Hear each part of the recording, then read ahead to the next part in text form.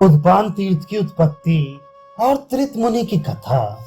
वैशंपायन जी कहते हैं, महाराज, उद्पान तीर्थ में पहुंचकर बलदेव जी ने आचमन किया और वहां के ब्राह्मणों की पूजा करके उन्हें बहुत सा द्रव्य दान में दिया। वहां जाने से उनको बड़ी प्रसन्नता हुई। उस तीर्थ में पहले त्रित मुनि रहा करते थे। वे बड़े तपस्वी और धर्मपरायण थे। उन्होंने वहां कुएं में रहकर ही सोमपान किया था। उनके दो भाई थे जो उन्हें कुएं में छोड़कर घर चले गए थे। इससे उन्होंने दोनों भाइयों को श्राप दे दिया था। राजा जन्मेजय ने पूछा, मुनिवर, वह उद्पान अर्थात कुआं तीर्थ कैसे हुआ तथा वे महातपस्वी मुनि उसमें गिरे क्यों? दोनों भाइयों ने उनका परित्याग क्यों किया? वे उन्हें कुएं में छोड़कर क्यों चले गए? वहां रहकर उन्होंने यज्ञ कैसे किया और सोमपान किस तरह किया? ये सब कथा मुझे सुनाइए। वैशंपायन जी कहते हैं, राजन, पहले युग की बात है।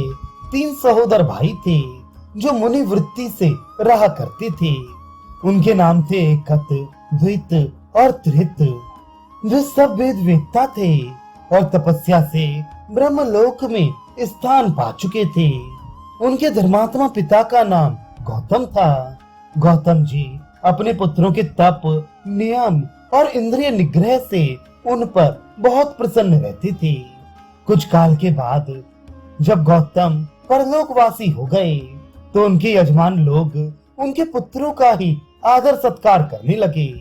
उनमें भी त्रित मुनि अपने शुभ कर्म और वेदाध्ययन के द्वारा पिता के ही समान सम्मानित हुए। एक दिन की बात है, दोनों भाई एकत और द्वित यज्ञ और धन के लिए चिंता करने लगे। उन्होंने सोचा, हम लोग त्रित को साथ लेकर यजमानों का यज्ञ कराएं और दक्षिणा के रूप में बहुत से पशु प्राप्त करें। फिर यज्ञ करके प्रसन्नता पूर्वक सोमपान करेंगे। ऐसा विचार करके वे दोनों भाई यजमानों के पास गए और उनसे विधि पूर्वक यज्ञ करवाकर उन्होंने बहुतेरे पशु प्राप्त किए। उन सबको लेकर वे पूर्व दिशा की ओर चले। त्रित मुनि तो हर्ष में भरे हुए आगे आगे चलते थे और एकत और द्वित पीछे रहकर पशुओं को हाँकते जाते थे।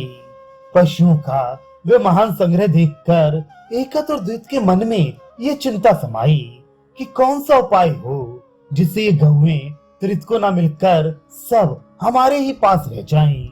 फिर वे परस्पर कहने लगे, त्रित तो विद्वान है, उसे और भी बहुतेरी मिल जाएंगी। इन गौओं को तो हम दोनों ही मिलकर अन्यत्र हाँक ले चलें और त्रित को अलग कर दें। उसकी जहाँ इच्छा हो चला जाए। इस प्रकार सलाह करते हुए वे मार्ग तय कर रहे थे। रात्रि का समय था। रास्ते में एक भेड़िया खड़ा था। पास ही सरस्वती के तट पर एक बहुत बड़ा कुआं था। त्रित मुनि की दृष्टि उस भेड़िए पर पड़ी। उसे देखते ही वे भयभीत होकर भागे और दौड़ते दौड़ते उसी कुएं में जा पड़े। भीतर से उन्होंने आर्तनाद किया। उनके दोनों भाइयों ने उसे सुना भी, परंतु उन्हें निकालने की चेष्टा नहीं की। भेड़िए का भय तो था ही, लोभ ने भी उन्हें अपने चंगुल में फंसा रखा था। इसलिए त्रित को कुएं में ही छोड़कर वे चलते बने। उस कुएं में पानी का नाम नहीं था, सिर्फ बालू भरा हुआ था। सब ओर घास और लताएं बढ़ गई थीं, जिनसे उसका ऊपरी भाग ढका रहता था। अपने को कुएं में गिरा हुआ देख त्रित को मृत्यु का भय नहीं हुआ। उनके सोमपान की इच्छा अभी निवृत्त नहीं हुई थी। बुद्धिमान तो वे थे ही।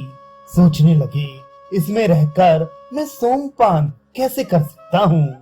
इतने में कुएं के भीतर फैली हुई एक लता पर उनकी दृष्टि पड़ी। फिर उन्होंने बालू भरे कूप में जल की भावना करके संकल्प द्वारा अग्नि की स्थापना की। फिर अपने में होत्रत्व की और उस लता में सोम की भावना करके मन ही मन ऋग, यजु और साम का चिंतन किया। इसके बाद कंकड़ों में शिला की भावना करते हुए उस पर पीसकर लता से सोमरस निकाला।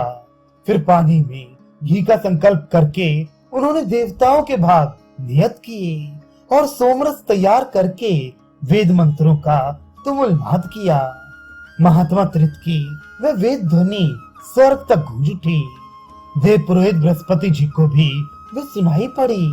उसे सुनकर उन्होंने सब देवताओं से कहा, त्रित मुनि का यज्ञ हो रहा है, वहां हम लोगों को चलना चाहिए। वे बड़े तपस्वी हैं, यदि नहीं चलेंगे तो क्रोध में आकर दूसरे देवताओं की सृष्टि कर डालेंगे। बृहस्पति जी की बात सुनकर सब देवता एक साथ हो जहां त्रित मुनि का यज्ञ हो रहा था वहीं गए। वहां पहुंचकर उन्होंने उस कूप को देखा और यज्ञ में दीक्षित हुए त्रित मुनि का भी दर्शन हुआ। वे बड़े तेजस्वी दिखाई दे रहे थे। देवताओं ने कहा, हम अपना भाग लेने आए हैं। त्रित ने कहा, देवताओं देखो मैं किस दशा में पड़ा हुआ हूँ। ये कहकर उन्होंने मंत्र पढ़ते हुए विधि पूर्वक देवताओं को उनके भाग अर्पण किए। इससे देवता लोग बहुत प्रसन्न हुए और मुनि से बोले, आप इच्छा अनुसार वर मांगिए। मुनि ने कहा, इस कुएं से मेरी रक्षा करो तथा जो मनुष्य इसमें आचमन करे उसे सोमपान करने वाले की गति प्राप्त हो। राजन, त्रित मुनि के इतना कहते ही कुएं में तरंग मालाओं से सुशोभित सरस्वती नदी लहरा उठी। उसके जल के साथ ही उठकर वे कुएं से बाहर निकल आए। देवताओं ने तथास्तु कहकर उनके मांगे हुए वरदान का अनुमोदन किया। तत्पश्चात वे अपने अपने धाम को चले गए। त्रित मुनि भी प्रसन्नता पूर्वक अपने घर आए। वहां अपने दोनों भाइयों को देखकर उन्हें बड़ा क्रोध हुआ, इसलिए उन्होंने बहुत कठोर वचन सुनाकर उन दोनों को श्राप दिया। तुम लोग पशु के लालच में पड़कर जो मुझे कुएं में ही छोड़कर भाग आए हो, ये महान पाप किया है। इसके कारण तुम दोनों भयंकर भेड़िए हो जाओ और अपनी बड़ी बड़ी दाने लिए इधर उधर भटकते फिरो। तुमसे गवे, रीछ और वानर आदि पशुओं की उत्पत्ति होगी। उनके ऐसा कहते ही वे दोनों भाई भेड़िए की शक्ल में दिखाई देने लगे। बलदेव जी ने नदी के भीतर स्थित उद्पान तीर्थ का दर्शन करके उसकी बड़ी प्रशंसा की। फिर उसके जल से आचमन करके वहां के ब्राह्मणों की पूजा की और उन्हें नाना प्रकार के दान दिए। तत्पश्चात वे विंशन तीर्थ में गए।